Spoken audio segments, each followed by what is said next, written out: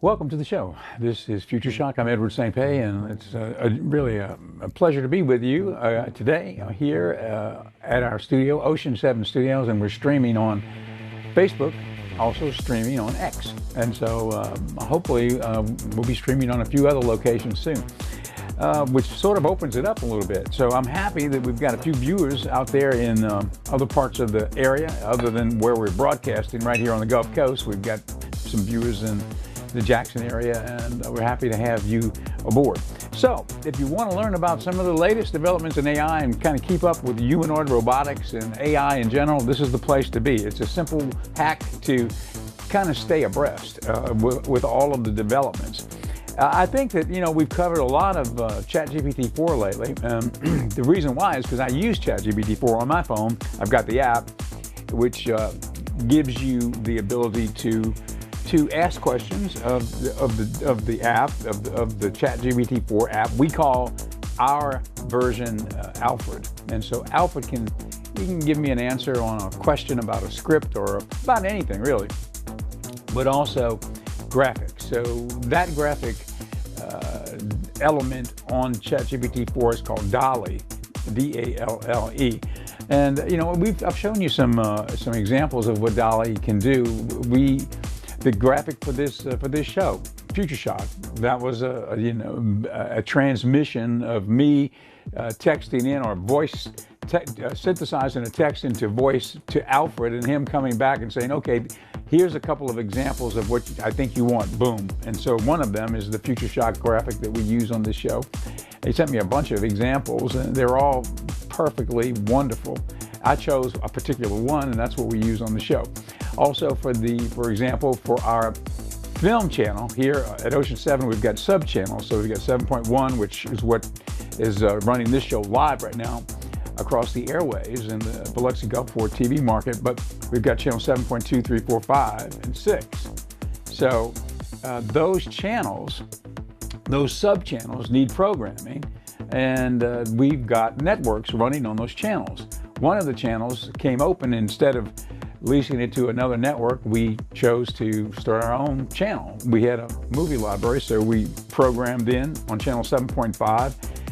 We call it the Magic Hour channel, and it's old classic movies, because that's what our old library consists of, old classic movies from the 30s and 40s and 50s. And so that's called the Magic Hour channel. So I asked Alfred, that's your cue, Clarence, to pop up the graphic. I asked Alfred, our AI, ChatGPT 4, give me some examples of an image that would incorporate the golden age of Hollywood, some of the accoutrements of that era, and emblazon it around the name Magic Hour channel. And let's take a look at that graphic that he sent me back. Well, that's one of them. That's a star right in her forehead there. And that's kind of a, I guess you could say it's sort of like Marilyn Monroe, but as Alfred pointed out to me, it is not Marilyn Monroe. It is a sort of a composite of a starlet from Hollywood's golden age. And so that's the Magic Hour channel, one of the Magic Hour channel logos. Here's another one. Now that looks a little more like Marilyn, but it's not supposed to be Marilyn. But that's the Magic Hour channel. Now that's for our 24/7 streaming. So, and another one. So these are all, this was not necessarily, I didn't ask for Marilyn Monroe, I asked for a starlet that would represent that era. Now those are all peripheral logos that he sent me. We're using them sort of intermittently, but we're using the purple one as our main logo, and that one we didn't show yet. Maybe we can pop it up there, but the purple logo, that's the main logo for the Magic Hour channel. Why the purple one, which we're going to show, is it's because the purple one is, when I was explaining to Alfred, giving him context for the logo, I said, give me something that's sort of purplish, because the Magic Hour, when you're shooting, it's got a sort of a purplish look to it as the sun's going down, or at least, ideally, that's the concept. So you make this a purplish logo. So that was the main one, the Magic Hour channel. And I don't guess we have it, but if we do have it, when you do have it, pop it up, because I'm going to keep talking till you do. Okay, there it is, 7.5, the Magic Hour channel. And so that's our main logo. Now, here's the latest on that. the Magic Hour channel is now streaming. We were not really announcing it yet, but I guess we're announcing it right now. I wanted to get it a little more perfected before we started to promote the fact that it's online streaming on Roku. But this morning, I just learned that Brandon, our engineer, has figured out a way to get the scheduling fixed in there. So now, if you are looking at Magic Hour channel, if you download the app Magic Hour channel on Roku, you will see our channel logo. You could pop it up, and it will be available anywhere in the world on Roku. You know, Latin America, South America, Central America, Europe, France, everywhere. It's there.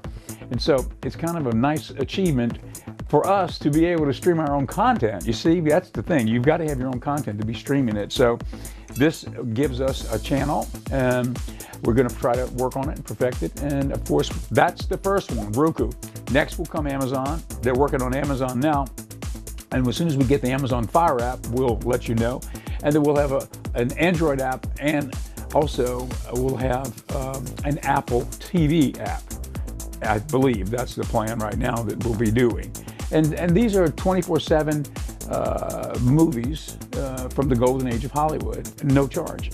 How will we monetize it? Well, I don't know. We'll have to figure that out later. But in the meantime, I'm just very proud of the fact that we finally accomplished something that gives us, you know, a chance to use these films, and people will enjoy it, and it's not a cost to it for the public. And as we get going and we get more eyeballs, I'm sure we'll figure out a way to monetize it. But the main thing is it's there, it's birthed, and it's out there. And you can watch it now. So if you can, Roku, download the Roku app for Magic Hour channel, and you've got 24/7 free movies. Okay, anyway, that's that. All right, let's take a look at what we're going to look at today in the world of AI. How about another story on the humanoid robotics? The humanoid robotics have jumped way ahead from anywhere that it was in the past, because basically these humanoid robots are infused with AI. Okay, so they are much more capable of doing work, and they've perfected it. You know, the robot is very manipulative with their hands. They can see, they can reason. We had one on yesterday. It was Apollos, and it's an amazing development what they are able to do now, and they're being deployed into certain areas of the workforce already in the States, but also in other parts of the world. China is doing it probably way ahead of us, actually, as far as the deployment of humanoid robotics into the workforce. Okay, that brings us to this point. Now, what about love and relationships with humanoid robotics? We had a story on that about 2 weeks ago, and it's an interesting area of development, because you know that's coming next. The robots are going to be so human-like that a relationship will eventually, if not already, happen. It's going to happen. There have been some films about that type of thing. But not only that, they are so lifelike and human-like that it's hard to really tell them apart from a human, or at least that's where it's going. Let's take a look at this story. This is Seductive AI, how it will transform our world. Let's take a look. Before now, robots could only replace part of a human job, enough to make coffee or an omelette.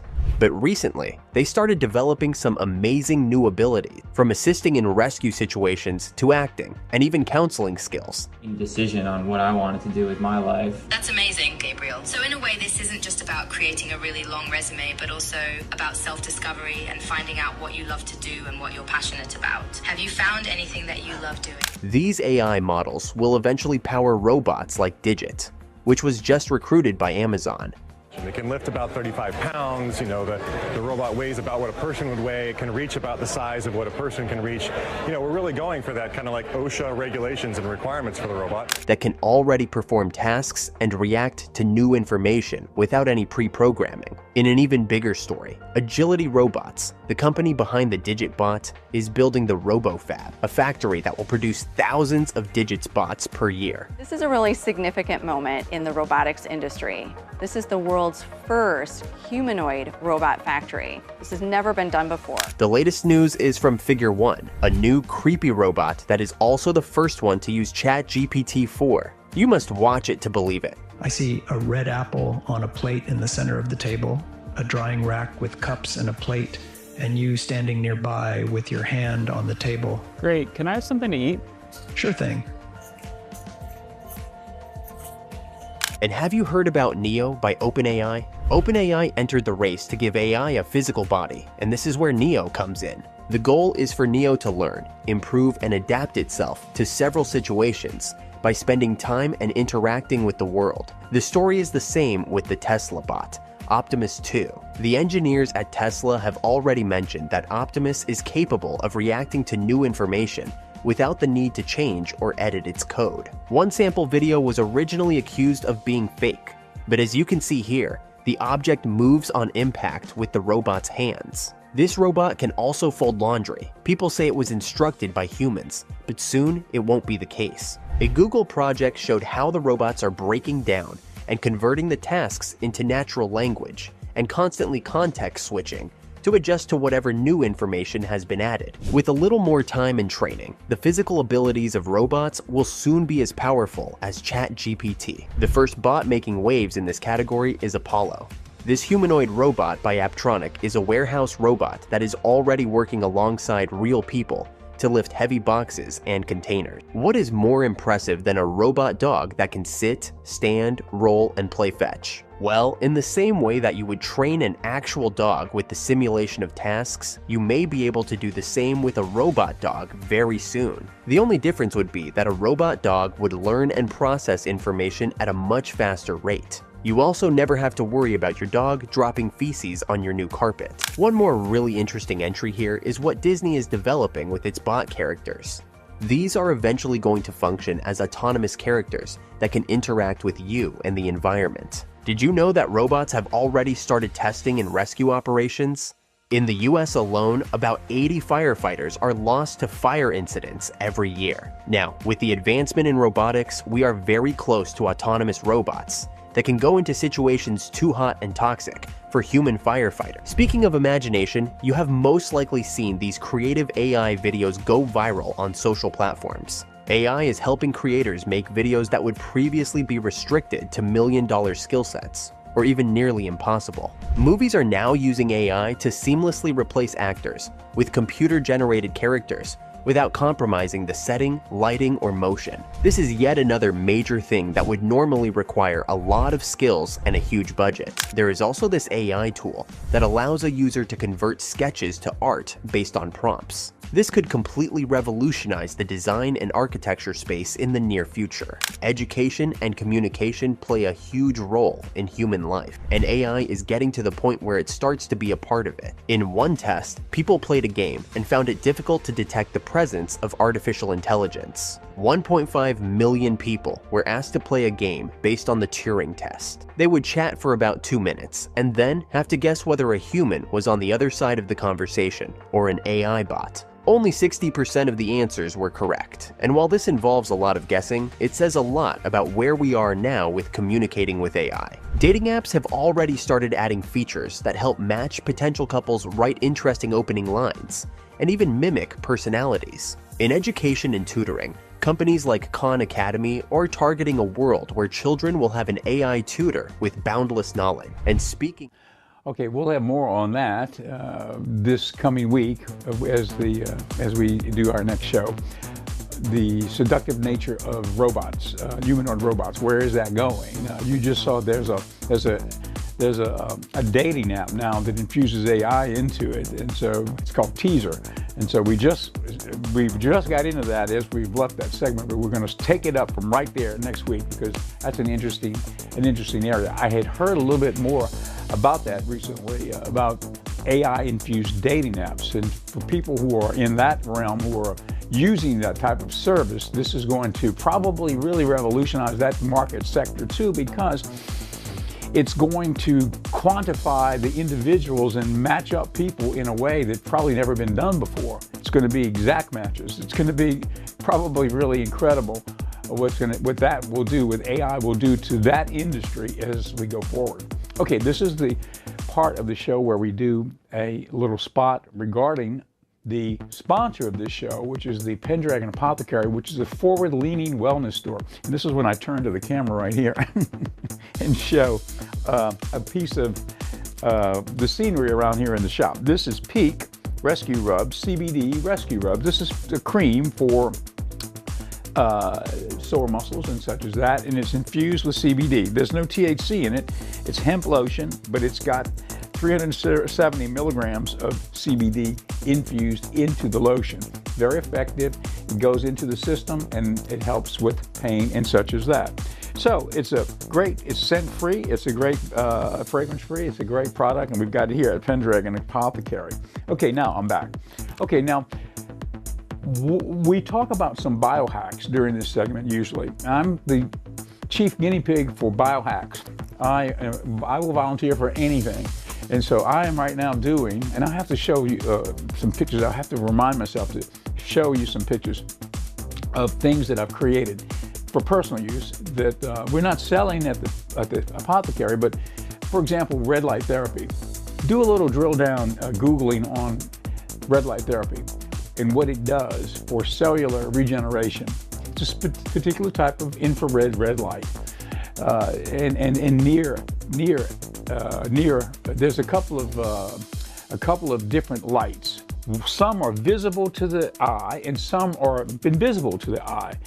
And then, but the near infrared red is visible to the eye, but it's an infusion of the invisible and the visible lights in a bulb, and this is what you shine on your body, basically. And you have to do a little research to see what I'm talking about, the health benefits, which are numerous. But it's called red light therapy. And so here's an example of a biohack. The vibration board, okay, which is another biohack, which as you stand on it and it vibrates, your body vibrates, right? It activates the lymphatic system, because the lymphatic system does not really flow. It flows via movement of the body.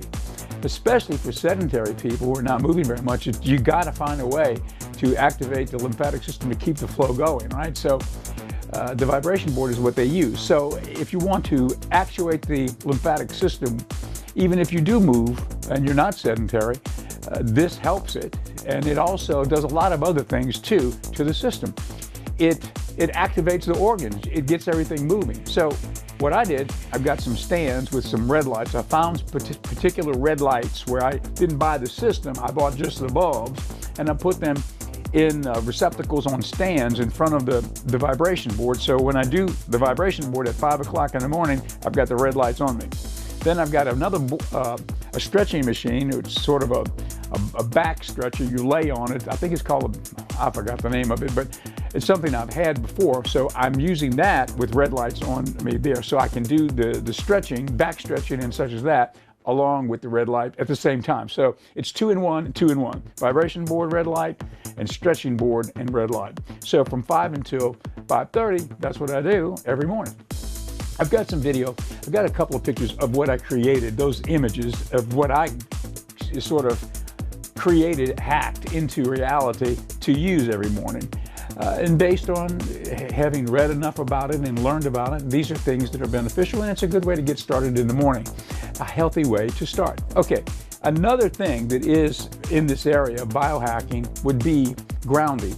You may have heard about it. It's a very, very simple thing, but it's something so simple that, well, I missed it and I haven't thought about it, but now that I have, it makes so much sense.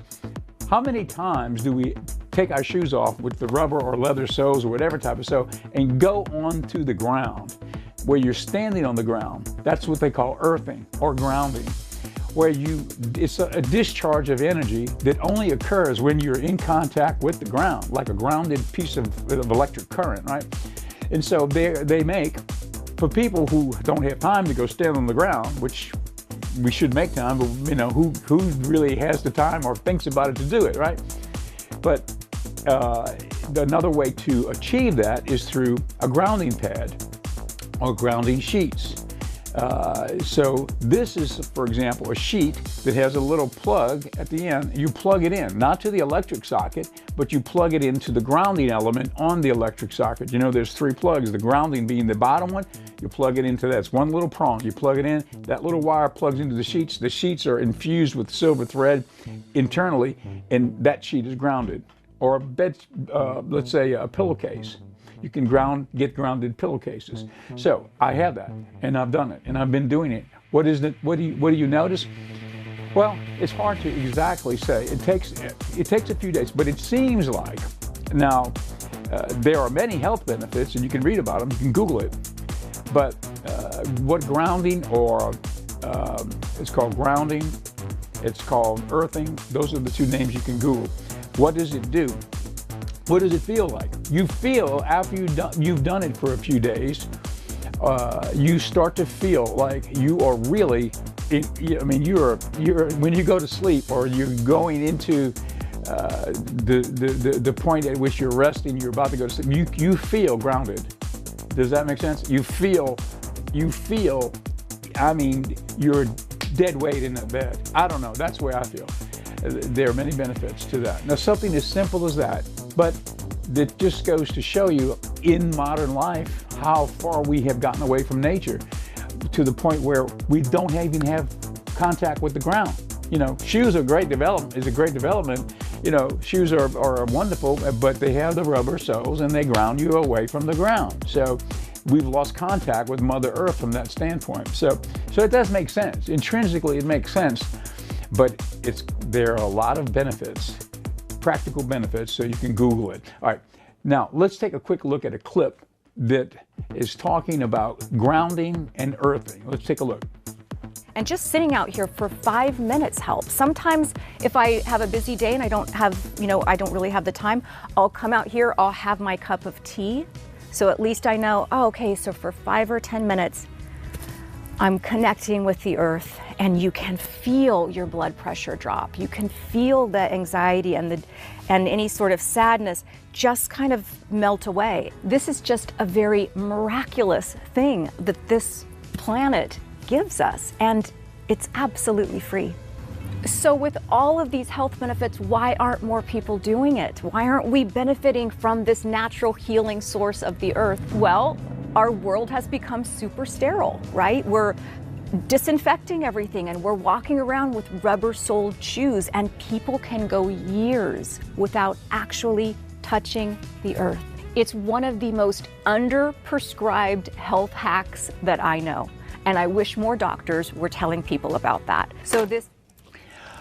There it is. It's a very simple thing, but so many of those simple things are the things that we, in the modern world, and in the industrial world, in the urban world, we've lost touch with and didn't even realize it. Who knew? I mean, that if you miss touching the ground, that you're going to become sort of out of balance with the earth. Well, there you go. So that's why I've become the chief biohack guinea pig here at the Apothecary. I'm going to bring you news in the developments of biohacking so that hopefully it would be beneficial to you. I've got a lot of other ones that I'm learning, and as I learn more, I will bring them to you.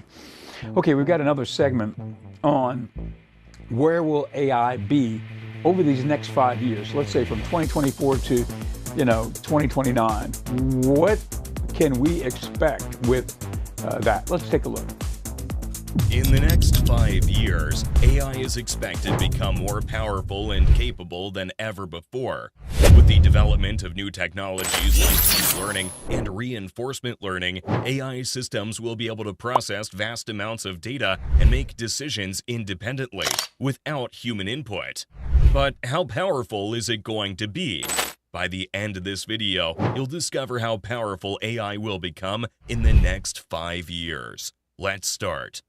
How powerful will AI be in 5 years? Presently, AI is making waves in various aspects of our daily lives. From voice assistants like Siri and Alexa that help us with tasks and answer questions, to recommendation algorithms on streaming platforms suggesting what to watch next, AI has become a familiar presence. Machine learning allows systems to learn and improve from experience without explicit programming. In healthcare, AI assists in diagnosing diseases by analyzing medical images and predicting patient outcomes. Moreover, in finance, fraud detection systems powered by AI algorithms help secure transactions and protect against unauthorized activities. AI also fuels the efficiency of manufacturing processes through predictive maintenance, minimizing downtime by anticipating equipment failures. Social media platforms leverage AI for content personalization, ensuring users see posts and ads tailored to their preferences. Autonomous vehicles are becoming a reality, with self-driving cars incorporating sophisticated algorithms to navigate safely. But in the next 5 years, the revolution of AI's growth will be ready to heighten its impact across sectors, promising advancements that may reshape how we work, live, and interact with technology. Now, let's take a look at what will happen in the next 5 years. Number 1. AI in manufacturing. In manufacturing, AI will go beyond simple automation, with predictive models allowing for optimization of production processes. These models will collect data from sensors on machines to forecast machine performance, allowing for advanced planning of maintenance and repairs. This will reduce machine downtime and increase overall efficiency in manufacturing. As AI becomes more sophisticated, its use in manufacturing will become more diverse, with applications in areas such as quality control, resource allocation, and supply chain management. One area where AI is being used. And we'll have more on that video next week, more on where will AI be in the next 5 years between now and, let's say, 2029. Okay, that's it for our show today. We thank you for watching. We're on X and we're on Facebook and here on Ocean 7 on channel 7.1 every day at noon, a 30-minute show into delving into the world of AI. It's called Future Shock, and I'm Edward St. Pé. Thanks for being with us.